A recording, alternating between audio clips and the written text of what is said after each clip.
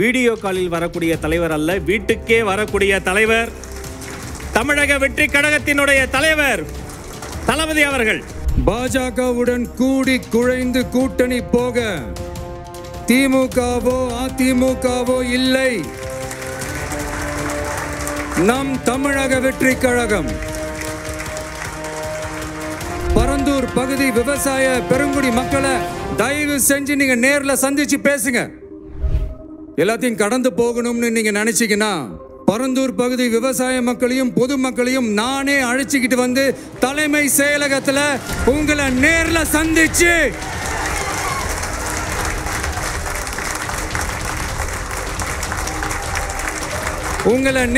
சந்திச்சு முறையிடுற நிலைமை உண்டாகும். அப்படி ஒரு சூழலை நீங்க உருவாக்க மாட்டீங்கன்னு நான் நம்புறேன்.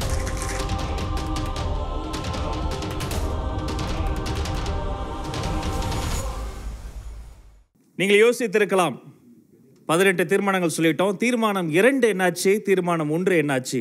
அந்த தீர்மானம் 2 தீர்மானம் 1 இரண்டையும் உங்கள் முன்னால் வழங்குவதற்காக வீடியோ காலில் வரக்கூடிய தலைவர் அல்ல, வீட்டுக்கே வரக்கூடிய தலைவர், தமிழக வெற்றி கழகத்தினுடைய தலைவர் தளபதி அவர்கள்.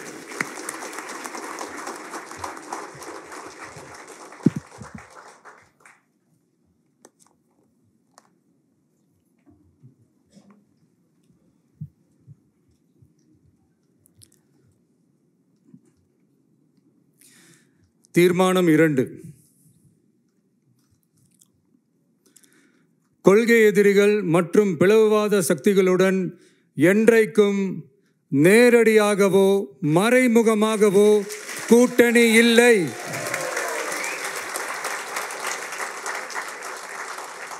ஒன்றிய அளவில் மலிவான அரசியல் ஆதாயங்களுக்காக மக்களை மத ரீதியாக பிளவுபடுத்தி மக்களிடையே வேற்றுமையை விதைத்து அதில் குளிர்காய நினைக்கிறது பாஜக.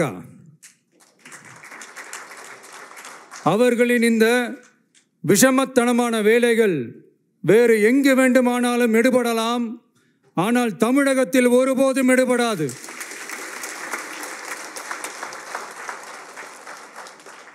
சமூக நீதியும் நல்லிணக்கமும் சகோதரத்துவமும் சமத்துவமும் ஆழமாய் வேரூன்றிய மண் இந்த தமிழ்நாட்டு மண். எனவே இங்கு தந்தை பெரியாரை அவமதித்தோ அறிஞர் அண்ணாவை அவதூறுக்கு உள்ளாக்கியோ அல்லது தமிழ்நாட்டின் மதிப்பிற்குரிய தலைவர்களை வைத்தோ அரசியல் செய்ய நினைத்தால் அதில் பாஜக ஒருபோதும் வெற்றி பெறவே இயலாது.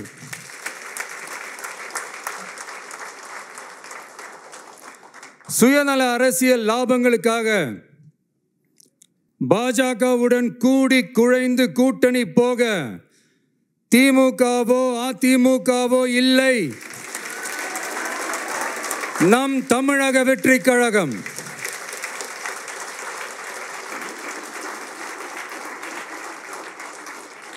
கொள்கை எதிரிகள் மற்றும் பிளவுவாத சக்திகளுடன் என்றைக்கும் நேரடியாகவோ மறைமுகமாகவோ கூட்டணி இல்லை என்பதில் தமிழக வெற்றி கழகம் மிக உறுதியாக இருக்கிறது.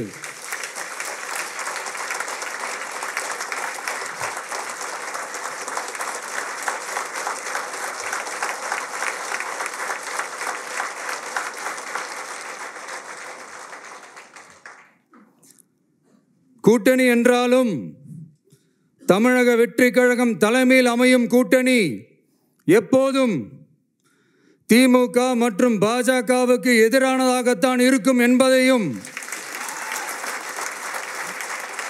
அதில் சமரசம் என்ற பேச்சுக்கே இடமில்லை என்பதையும்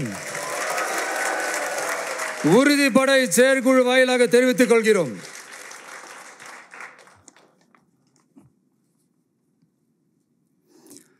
இது இறுதியான தீர்மானம் மட்டுமல்ல, உறுதியான தீர்மானம்.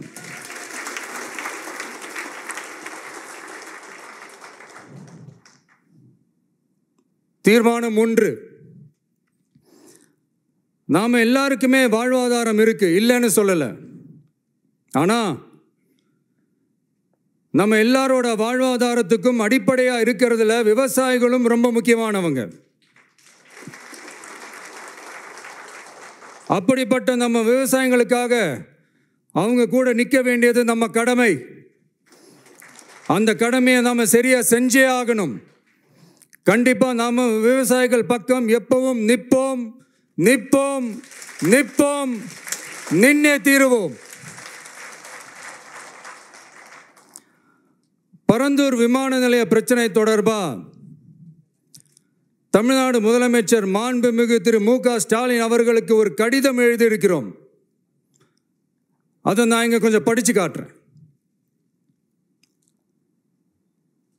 மாண்புமிகு தமிழ்நாடு முதலமைச்சர் அவர்களுக்கு வணக்கம். பரந்தூர் பகுதியில் விவசாய நிலங்களை அழிச்சிட்டு புது ஏர்போர்ட் கட்டுறதுக்கு எதிர்ப்பு தெரிவித்து அந்த பகுதியில் இருக்கிற பொதுமக்களும் விவசாயிகளும் வருஷ கணக்காக போராடிக்கிட்டு இருக்கிறாங்க. போராட்டத்தில் அவங்கள தமிழக வெற்றி கழகம் சார்பாக நான் போய் பார்த்தேன். அதுக்கு அடுத்த நாளே மக்கள் பாதிக்காத வண்ணம் விமான நிலையம் அமைக்கப்படும்னு உங்கள் கவர்மெண்ட் சார்பாக ஒரு விளக்க அறிக்கை வந்துச்சு. அந்த ஸ்டேட்மெண்ட்டில் 1005 குடும்பங்கள் மட்டுமே பரந்தூரில் வசிப்பதால் விமான நிலையம் வந்தால் பெரிய பாதிப்பு இருக்காதுன்ற மாதிரி சொல்லியிருந்தாங்க. மக்கள் பாதிக்காத வண்ணம்னா என்னங்க சார்? ஒன்று, அந்த இடத்துல ஏர்போர்ட் வருதுன்னு சொல்லணும், இல்லை அந்த இடத்துல ஏர்போர்ட் வராதுன்னு சொல்லணும். ரெண்டுமே அந்த அறிக்கையில் இல்லை. வெறும் 1005 குடும்பங்கள்னா உங்களுக்கு அவ்வளவு சாதாரணமா போச்சா சிஎம் சார்?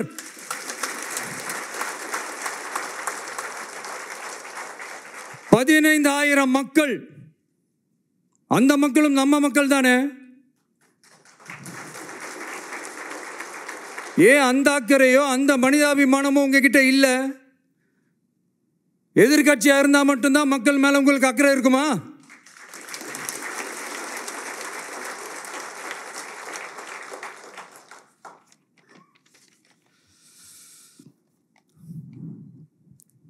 நூற்றுக்கணக்கான ஏக்கர் விவசாய நிலங்களை, மிகப்பெரிய நீர்நிலைகளை, ஆயிரக்கணக்கான வீடுகளை, அவங்களோட வாழ்வாதாரத்தை அழிச்சிட்டு அந்த இடத்துல தான் ஏர்போர்ட் கட்டியே ஆகணும்னு என்ன சார் அவசியம் இருக்கு?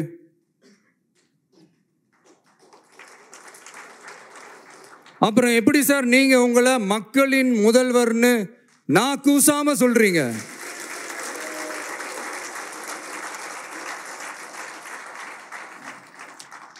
இதில் வேற உங்களுக்கும் இந்த பரந்தூர் ஏர்போர்ட் கட்டுற பிரச்சனைக்கும் சம்பந்தமே இல்லாத மாதிரி வேற காட்டிக்கிறீங்க. ஆனால் ஏர்போர்ட்டுக்காக பரந்தூரை பரிந்துரை செஞ்சதே உங்கள் கவர்மெண்ட்டு தான்னு ஒன்றிய விமான போக்குவரத்து துறை அமைச்சர் சில மாதங்களுக்கு முன்னாடி சென்னை வந்திருந்தப்போ சொன்னார். அதுக்கும் உங்ககிட்ட இருந்த எந்த பதிலும் இல்லை.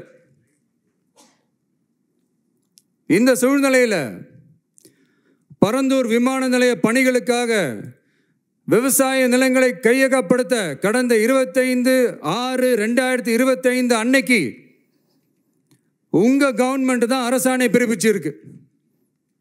விமான நிலையம் அமைக்கிறதையே ஏற்க மாட்டோம்னு வருஷக்கணக்காக போராடுற மக்களோட நிலங்களையும் சேர்த்தே கையகப்படுத்த அந்த ஆணை பிறப்பிக்கப்பட்டிருக்கு. விவசாயிகளோட கண்ணீரை துடைக்க வேண்டிய தமிழ்நாடு அரசு அவங்களோட கண்ணில் குத்துறதாகவே இருக்கு இந்த ஜீவோ. இதெல்லாம் உங்களுக்கு தெரிஞ்சுதான் நடக்குதா? உங்க ஒப்புதலோடு தான் நடக்குதா? தெரியல, பதிலும் தெரியல. பரந்தூர் மக்களை இது வரைக்கும் நீங்க ஏன் சந்திக்கலன்னு கேட்டா அதுக்கும் பதில் இல்லை.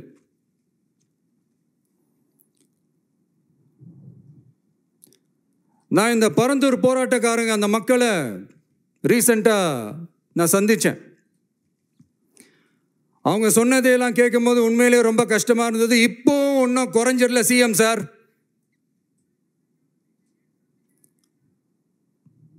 சாதி மதம் கடந்து தங்களோட குடியிருப்புகளை, விவசாய பூமியை, வாழ்வாதாரத்தை, நீர்நிலைகளை காப்பாற்ற ஒன்னா நின்று போராடிக்கிட்டு இருக்கிற பரந்தூர் பகுதி விவசாய பெருங்குடி மக்களை தயவு செஞ்சு நீங்க நேரில் சந்திச்சு பேசுங்க.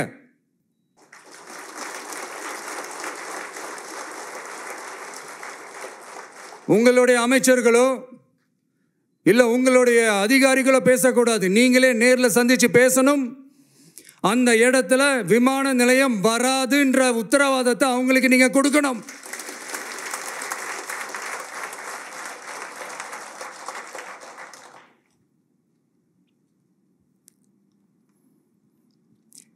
இதையெல்லாம் நீங்க செய்யாம எல்லாத்தையும் கடந்து போகணும்னு நீங்க நினைச்சீங்கன்னா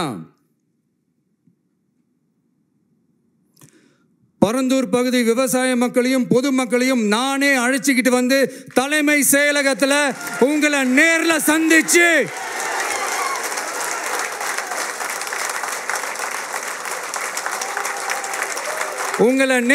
சந்திச்சு முறையிடுற நிலைமை உண்டாகும். அப்படி ஒரு சூழலை நீங்க உருவாக்க மாட்டீங்கன்னு நான் நம்புறேன். அதையும் மீறி அப்படி ஒரு சூழல் வந்துச்சுன்னா நான் ஃபேஸ் பண்ண தயாரா இருக்கேன்.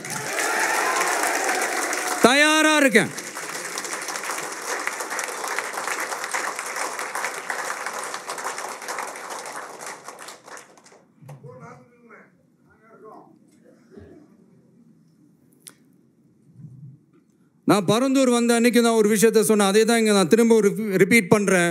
We are not against any developments. We are not against airports. அந்த லொகேஷன் தான் தப்புன்னு சொல்கிறோம்.